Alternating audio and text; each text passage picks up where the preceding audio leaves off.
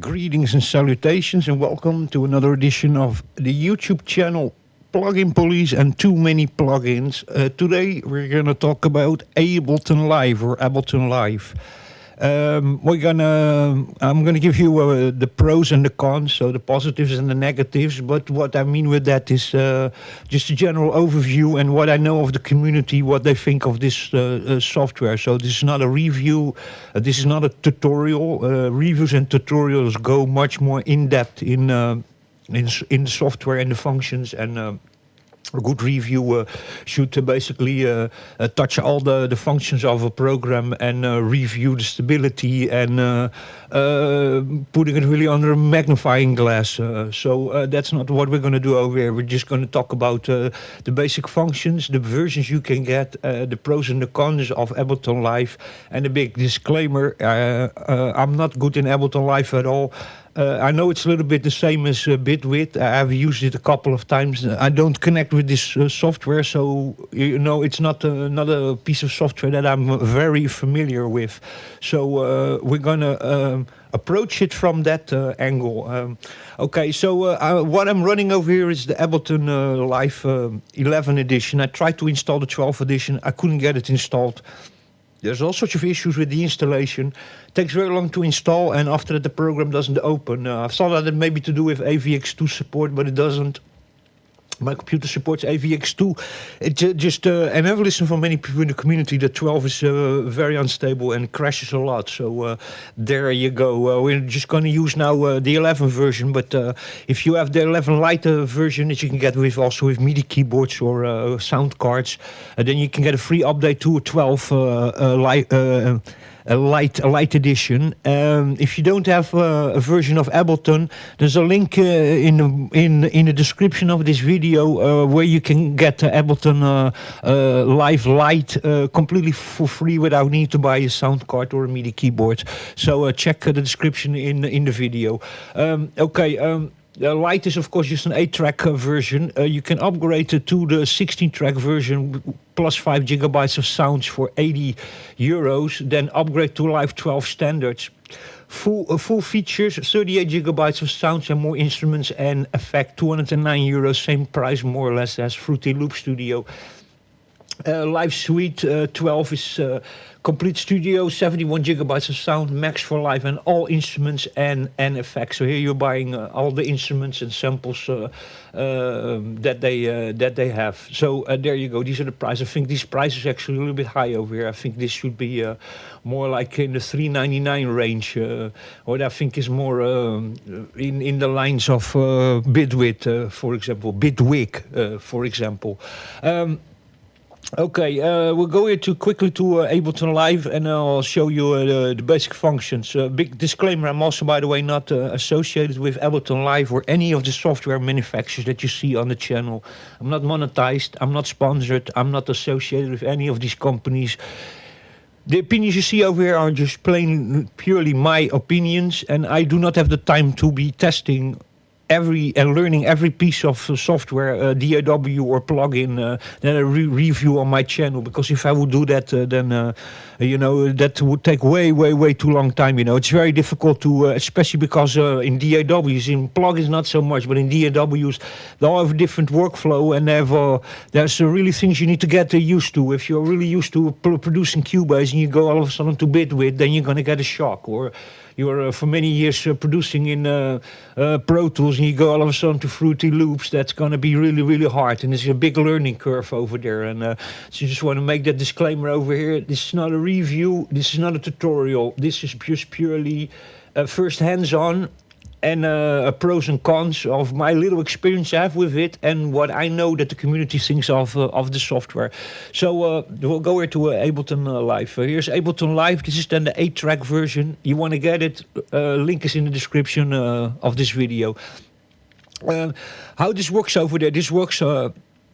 The search tool over here works exactly the same as in Traction Waveform. Actually, I like it very much. You can search over here for sound, drums, instrument, different categories, and you can do also here just search in places. and jump from one directory to another directory. And this you can do even search all categories. See if I can see that still. These are plugins. So we can now search here for plugin, and we want a warm.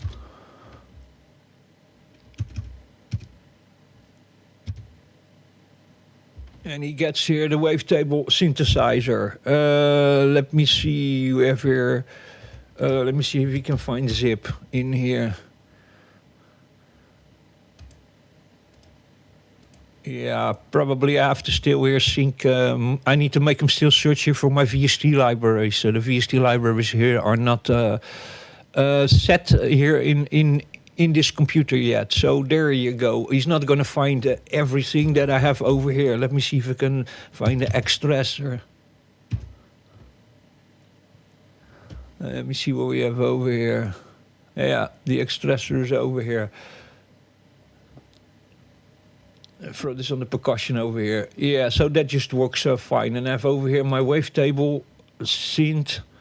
Let me see if we can see that. Yes, that's all just working. So the search tool works really, really well. If we now go to categories, let me see if we can do sounds. And now I just want to find a C minor.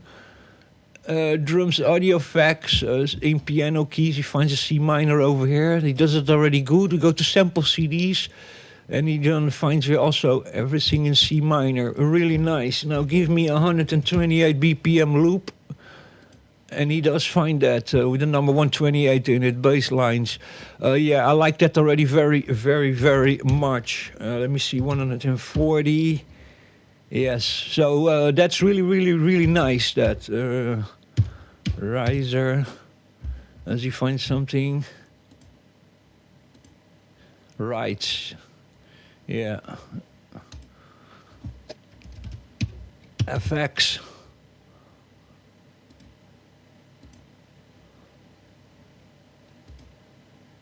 FX, yeah, he's finding that really, really, really, really nice. So this search tool over here is absolutely fantastic. I like it already very, very much. Here we go to Arranger over here. We're now in the Arranger screen. If you turn over here, then you're in the vertical plane, where you have all your, let's call them all little samplers, where you can trigger events or sound bites. So these are just actually the stack samplers. Very nice for live casts, podcasts, live streams. If you want to have little sound bites, then you can use this to trigger sound bites. Of course, also for live performances and loops, and that's what makes Ableton Live so powerful. And here you can just switch back again to your horizontal arranger, and this is your vertical arranger. So here you can throw samples in here and just create all sorts of things you can trigger. So that's the way that works. Now, if you want to see here your the VSTs you have, it works the same as in Bitwit. So you have to click over here, and then you can see on the snare. These are the effects that I throw on top of the snare. And then over here we have extras. There's actually two over here. That's a little bit crazy. That it shouldn't really be, but there you go. Let's turn one off. That was just for me to test a little bit. So that's the way that works. This works also all in an effects chain, as you can see. So you can just start throwing things over here. So you can also go to I want another audio effect, and we grab a warm up lows, and we throw it here on the back over here, and boom, but there we have warm up loads. And that's then for, we are now on channel 5 on the snare. So that's the way that works. In channel 4, we have the Extressor Nuke over here, which is an external VST. So that always looks like this. You have to click here on the little arrow, key sign over here. The button next to is on-fault device parameters. So there you go. Then on your channel over here, so we are, let's go back over here. Yes, now we're on number 1. On your channel, we have external in. You can see now my mic is now. You can also change that, configure, and also let this, for example, get here track 1 in as an external audio input. You have then your master, where he's sending the signal to the master. You can of course turn this all off, no input, because actually you don't want that. Now he's picking up my microphone here, as you can see. Then you have, of course, here you have a solo button. You have a trigger record button over here, arm record. Then we have track activator. We have track volume. We have track pen. We have send. That's send. Both sends. So you could do send and return enable. Then over here we have a track activator. And this is solo, and then arm record, as you can see over here. Then let me see what else can we see over here. On top here we have a tap tempo function. We have a tempo function. We have a phase notch down, phase notch up. We have time signature denominator. Then we have metronome. Then we have a quantization menu. Then over here we have follow. We have arrangement position. Then here, of course, your normal play, stop, and record. How do you call that? Transport mechanism. Then here's a MIDI arrange overdub button. Automatic arm. Re-enable automation. Then we have a capture MIDI. There is session record buttons to record your whole session. Then we have a loop start punch in point. Loop start punch in point and loop start punch in point. Then we have here a punch in switch. We have here a loop switch. We have here a punch out switch. Then we have again loop punch region length. 3 buttons of that, so 3.0.0. So there you go. That is just very quickly Ableton. We go here. You have here just your install package. You can open live sets, save, to show your simple file menu. Then it's here your edit menu, where you have all sorts of functions over here. Which is also quite handy. So you can solo track, arm tracks over here. And just with S and C, and if you can see here, a cut is Control X, copy is Control C, duplicate is Control D, and delete is delete. So select all, Control A, select loop, Control Shift L, and deactivate loop, Control L, group track, Control G. So very actually handy shortcuts over here. Rename, Control R. Quite handy. There's a record quantization menu over here. So the shortcuts are really easy. You should actually also really learn these shortcuts, because it's gonna paste is, by the way, Control V. So there you go. Pretty easy, actually, these shortcuts. Then is here create insert audio track, insert MIDI track, insert return track. So FX return, capture and insert scene, add locator, insert time signature change, import audio file. Then view, you can toggle, so turn on and off certain things you want to have here in the GUI visible. Then we have the option menu. Edit MIDI map, edit key map, then computer MIDI keyboard. You have delay compensation, reduce latency when monitoring, time ruler format, widen grid, snap to grid, snap automation to grid, fixed grid, draw mode, highlight scales, follow, chase MIDI notes, MIDI envelope, auto reset. Solo switch, Q switches, solo in place, lock envelopes, MIDI arrangement overdub, audio engine on, and your preferences. And preferences is just your main preference of your your settings, where you can enable and disable functions. Okay, then we still a help menu that is built-in lessons, read the live manual, learn live at Ableton.com. That's just going to their website. Join the user forum, get support, user account and licenses, check for updates and about live. Up here still, we have still a button for draw mode switch. Then we have computer MIDI keyboard to activate it, or to use an external MIDI keyboard to activate your computer keyboard as a MIDI keyboard. We have a key map mode switch. Then we have here a MIDI map mode switch. Then we have a CPU load meter that you can adjust and see also all the things of your the resource utilization in Ableton. And then we have after this we have an overload indicator, and we have here a small screen over here that not telling me what it does.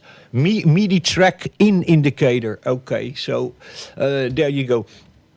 These are the basic settings. I just throw some stuff in here just to see how it's gonna work. By the way, it's just a mess. I just wrote a bunch of a drum loop, a clap, a hi-hat, and a snare. I just wrote in here.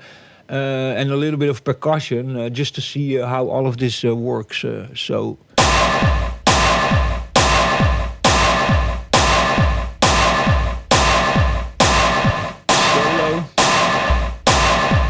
Solo. Solo.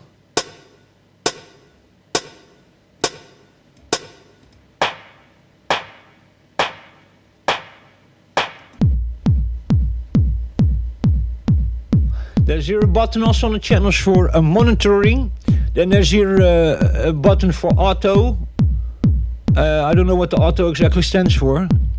Then we have here an off button also. I don't know what that does. Let me see. Okay, so okay, this is for your monitoring, for your automation, for auto monitor input or off. You can here still also send your master somewhere else if you feel like it. Your external in, no input. We are now having an input because I'm talking on the mic and it's showing here. Hello, audio, audio, audio, audio, audio, audio. So this over here is your LED indicator of your external input. So now I'm talking on the mic. See, hello, hello, hello. And now he drops down, you see, so it's showing here that he's on this channel also having a separate VU meters for your input, separate to the sample that's running over here. So that's actually quite handy also. How the rest of it all works with fades in and stuff, I have no idea, serious. I'm going to be really, really honest. I need to all still figure that out. Let me see, freeze track. Edit info tray, zoom back from the last. Create fades. Reset fades, but it's now not illuminated. I don't know why that is.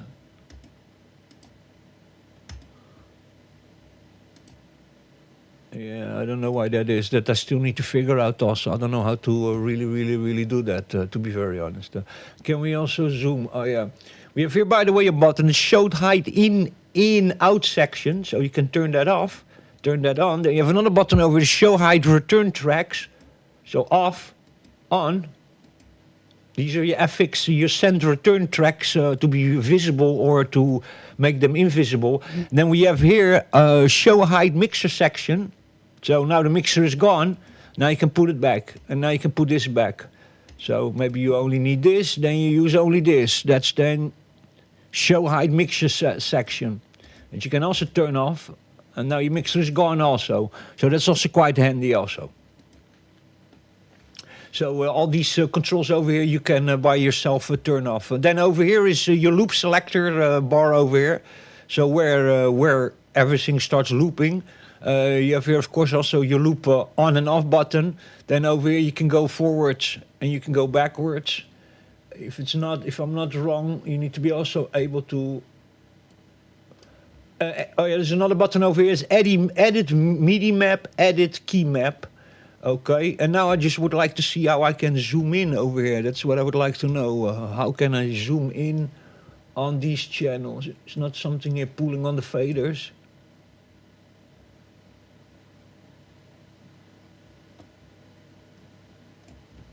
Yeah.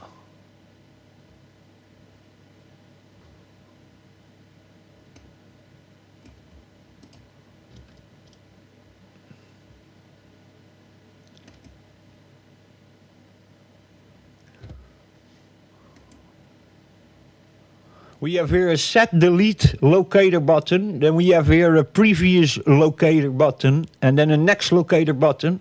And we have here automation mode. And then we have here a button to lock the envelopes of a track. I was also capable of doing that. Yeah, here you can just click on a sample and you can here start changing the envelopes of a track, which is kind of cool. Let me see if that still works. If I could change here the end. Crop sample. Hey, undo.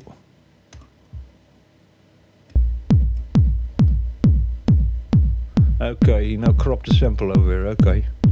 So you can do that also. Just individually on a track, and then you can here start like changing the sample. Show mixer clip.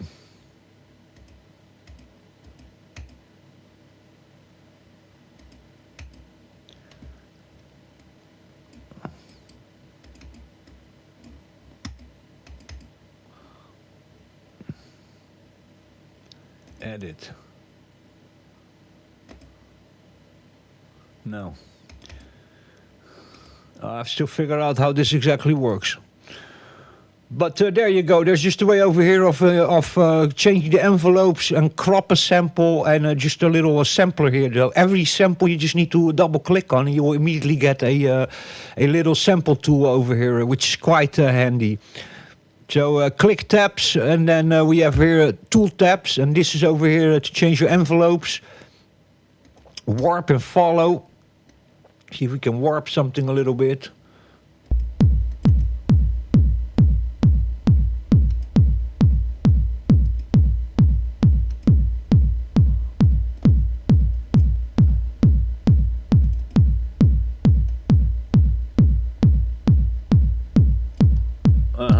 I don't know what I did now, but oh, you get a bunch of nice warp from here. I don't even know what I just did. I'm just trying something out over here, but I see that something changed here in the sample.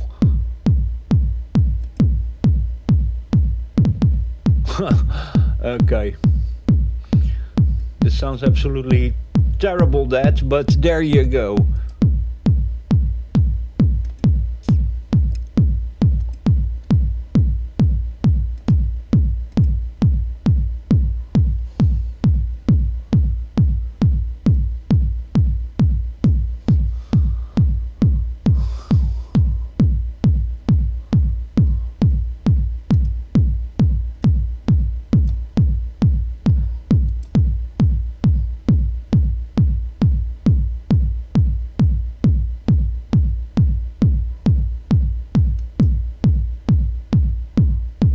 Extract groove. I don't even know what that was. Ah, okay, no, it's...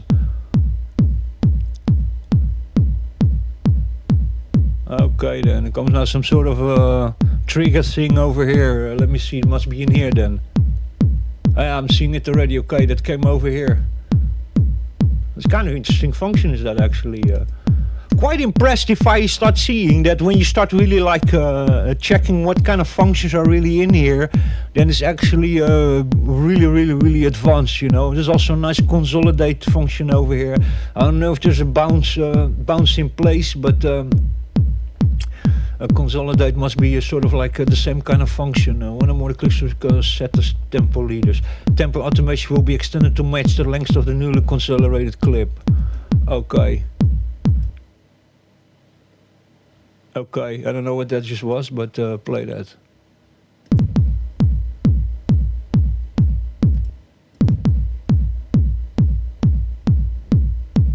Huh.